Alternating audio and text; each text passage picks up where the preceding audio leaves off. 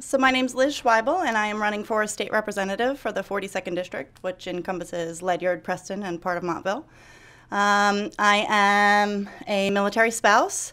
My husband and I moved to the area about 7 years ago, and we fell in love with it, bought a home in Ledyard, and plan to be here permanently.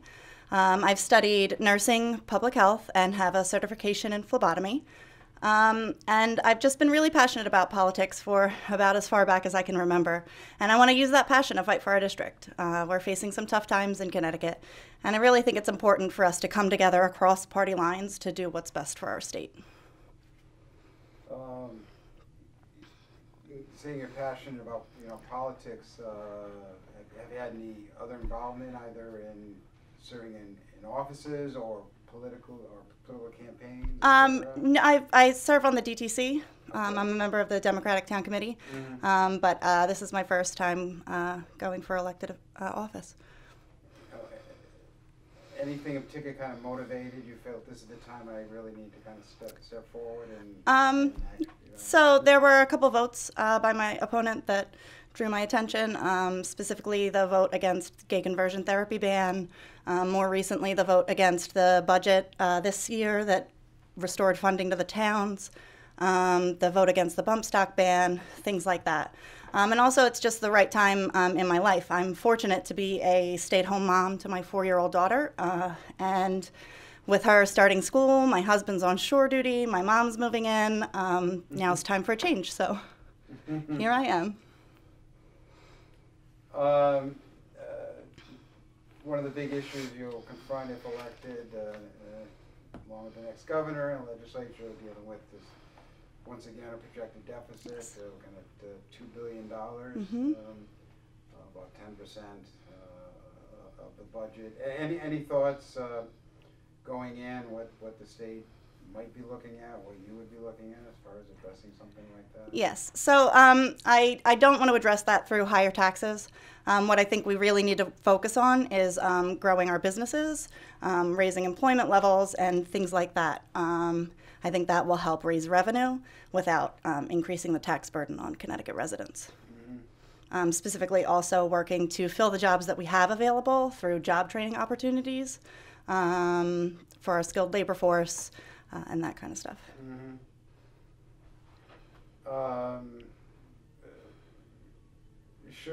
Labor is always the big, you run any business, labor is the big expense. There have been some labor concessions in the past few years from state workers. Any thoughts on whether the government and legislature should go back to the labor once again and see if there may be savings there? So I know the teacher pensions are up for, but we need to renegotiate those. The payment on those is about to balloon, so I'd like to address that. As far as the concessions, so CBAC and all of that, I know that they've given a lot, especially over the past number of years. They've made health care concessions, things like that. So I'm not sure that that's the avenue to go towards. But I would be, open to doing what's best for the state. Ben, why don't you jump in if you got something? So I cover environment and energy issues. And I noticed on your website you talk about protecting natural resources, clean air, open space. Last session, the governor signed a pair of bills, Senate Bills 7 and 9. One of them calls for a reduction in greenhouse gas emissions by 2030, and the other one calls for ramping up Connecticut's reliance on renewable energy. Do you think the state is on the right track when it comes to the environment and bringing more renewable energy here? Are there things that you think the state should be doing differently? I think the state's doing a good job of working towards that. We've got a vibrant solar initiative going on. We benefited from that. We just installed solar on our house a few months ago. So it's those kind of things that I want to see pushed and working towards. When you mention preserving open spaces, what are some issues there? Are there some issues locally that have been impacted by that drove you to mention that? I've always been, my daughter and I especially are avid hikers, and we really enjoy being out in the outdoors, and that's what has driven my decision to, and my stance on protecting open spaces, because that's one of the things that we love so much about Connecticut. There's a lot, but one of them is the so many wonderful state parks and hiking trails and all around the area, and I want to make sure that those are preserved. When you say job growth is one avenue to boost revenues and start to address the deficit, I mean, that'll take time, so Yes. I don't know if you'll have the time to see those revenues to balance this deficit. But what is there things Connecticut should be doing differently to try to generate job growth? Yes, so I think Connecticut has a problem with infrastructure. I know a couple of the businesses that have left recently left for places like Massachusetts or New Jersey. I'm from New Jersey, so I know that taxes there are not cheaper than in Connecticut. Property taxes are actually a lot higher, if you can believe that. So they're not really leaving for the taxes. They're mostly leaving because we don't have the infrastructure to support big businesses. And that's what I think we really need to work towards, is growing our infrastructure in order to support. If you've ever driven down 95, especially during rush hour, it's a disaster, to put it nicely. And it's things like that we really need to work on. That's what Massachusetts has, that's what New Jersey has, that we don't, and that's the infrastructure that can support major businesses. Infrastructure is really expensive. How do we Yep. pay for that? So that's the major question, right? And one of the big things being talked about is tolls to address that. And my stance on tolls is that I do believe that they are inevitable in Connecticut. And I want to make sure that when they're implemented, they're done in a way that minimizes impact on Connecticut residents, whether that's through something like a reduced rate for in-state residents. And I'd also like to make sure that, as a military spouse, this is something important to me, that military members get the same benefit from in-state residents without having to necessarily change their residency over. So I know many military families don't change their residency with each duty station that they move to, but I want to make sure that they that we have some sort of exception made for them as well to get that benefit while they're stationed here.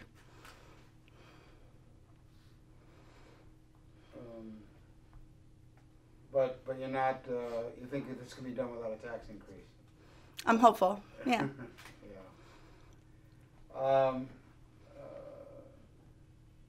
The $15 minimum wage, how would you vote if, what would be your thoughts? I would support raising the minimum wage. I believe that anybody who's working 40 hours to support their family deserves to be paid a living wage.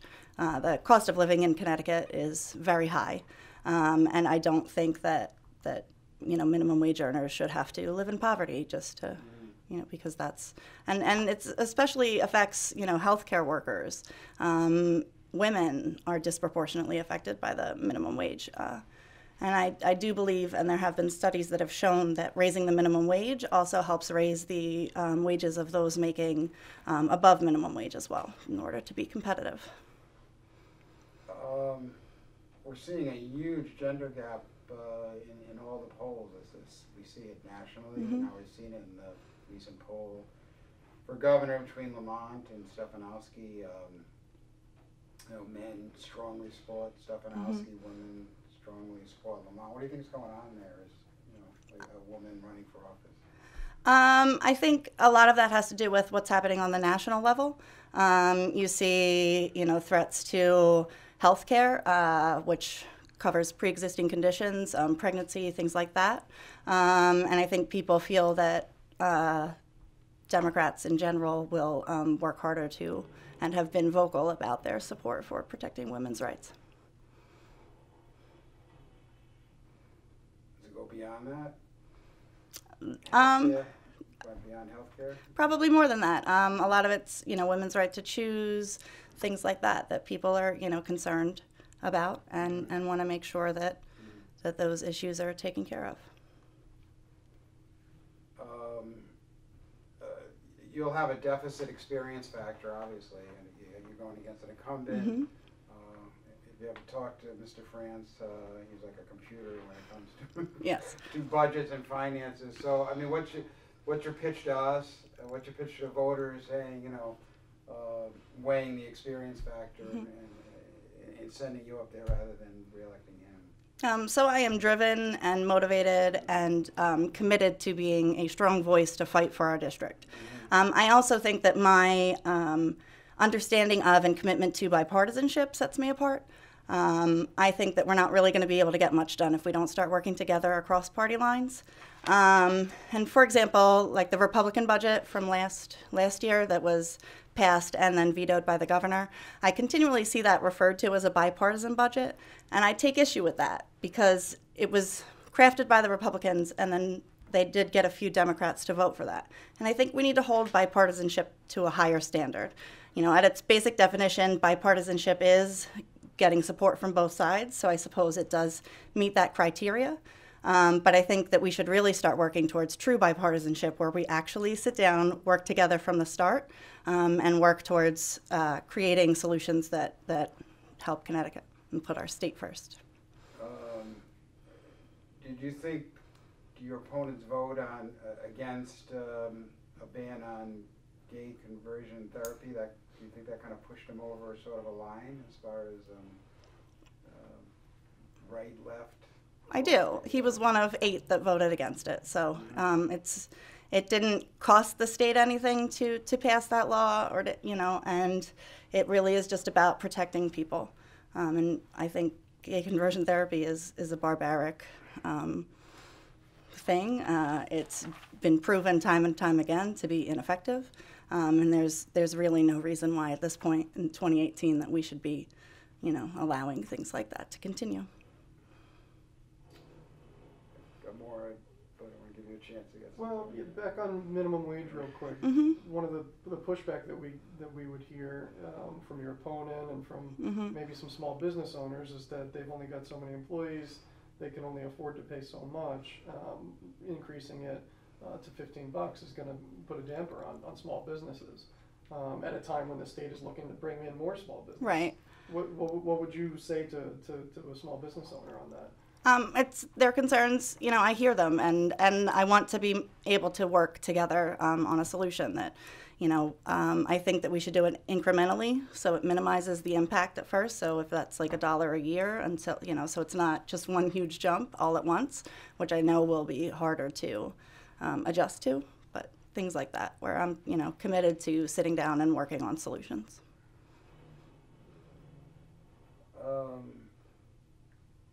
Wanted to get you, we're asking if marijuana legalization for adults 21 and older came to the legislature. We're asking a lot of the candidates how they would stand on that. So I think it's something that we ought to look into, especially with Massachusetts, Vermont, Maine, now Canada having passed to legalize it. But I do know that there are concerns, valid concerns about legalization, specifically intoxicated drivers and things like that. So I want to make sure that if it's implemented, we do it in a way where it's thoroughly studied and that we do it in a responsible manner. But I don't think it should be something that should be completely off of the table. But I do think it should be, we shouldn't just jump right into it and legalize it simply because our neighbors are doing it or things like that. That I think we need to make sure that we are responsible and thorough in our implementation. I should ask you that back when we're talking about minimum wage, another big social issue Democrats in general pushing is for paid family leave. Wondering where you stand on it, and any thoughts on how it's funded, if it's just up to the business to provide it, or it might be some other funding source. Right. So I do support earned family medical leave. I don't want people to have to choose between, a newborn baby or a sick family member and paying their mortgage and a paycheck and things like that. When I was just out of high school, my father had triple bypass surgery, and I took time off to help from school to help care for him so that my mom could go to work. And that was something that I don't want other families to have to make that choice. I want them to have the ability to have that cushion to make sure that they can take care of their loved ones. And as far as funding it, I want to, again, try to minimize impact on businesses there and do it in a way either if it's similar to an insurance where a small portion of your paycheck is paid into it, a very small portion, or things like that where it's not done as necessarily an impact on businesses. But I do firmly believe that, we've all experienced, I think, emergencies, family emergencies, things like that, where, people have had to make hard choices, and I want to protect that. We got some pushback from Republicans proposing sort of what's happened, we've moved from defined pensions by and large to like a 401k where you're responsible, potentially with some help from your employer to save for your retirement. And we've heard a pitch from them, some kind of similar thing with paid family leave, where it would be your responsibility to set aside money. There could be tax incentives for businesses to do so, but it wouldn't be mandatory. So, just wondering what your reaction to the kind of alternative that they may put out there. I'm afraid that might disproportionately put a burden on the lower and working classes, who arguably need that sort of system the most. That I think solely putting it on somebody who's struggling already paycheck to paycheck could put a burden on them. And I think they're going to end up being the ones who need it the most, because they don't necessarily have the savings needed to take time off of work to care for a family member or a newborn. Any particular district issues that, as you talk with your neighbors, and I don't know if you're doing door-to-door? I am, yes. Anything particular to the district that you'd be on guard for or concerned about if you're elected? From what I'm hearing the most at the doors, concerns about taxes and cuts to funding. Our district got hit hard by the cuts, and I just want to make sure that everybody knows that I'd be a strong voice to make sure that we don't get hit hard like that with cuts. That we need somebody who's going to be there fighting for us and working hard to make sure that we don't get hit by large cuts like we did. Also, tolls. People have asked about tolls a lot, and it's sort of 50-50 as to who supports and who doesn't. But I think most people have appreciated that. I want to do it in a way that minimizes impact on residents. That was the main things I wanted to cover. Education always comes up just in terms of education cuts. Montville, for instance, had mid-year cuts that they had to deal with and adjust. There have been changes to the ECS formula. Wanted to find out some perspective from you on that in terms of ways the state can try to steady the amount of funding that schools are getting. Ledyard and Preston as well. Yep. Yeah, exactly. All three. Yep. Ledyard ended up sending out a supplemental tax bill, so that this district did see. Yep, they did. And one of the things that I think we need to work on is making sure that we get our budget taken care of, especially when it comes to education funding earlier in the year and not waiting until after the towns have already passed their budgets, and committing to making sure that happens on a constant basis. I think stability and knowing ahead of time what's going to happen will be a huge help in crafting budgets. And I also think we need to make sure that the governor cannot cut budgets mid-year, that really throws everything through a loop, and we need to make sure that can't happen.